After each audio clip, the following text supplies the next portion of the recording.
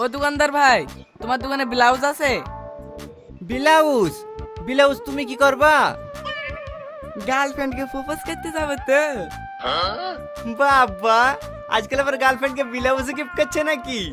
হে রাকেশ, একে একটা ফ্রি সাইজের blouse they.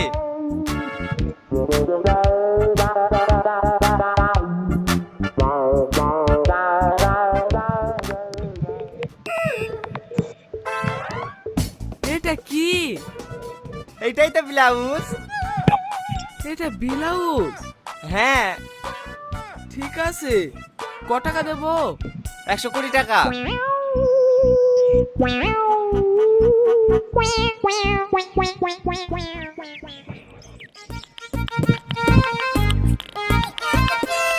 I love you. বাচ্চা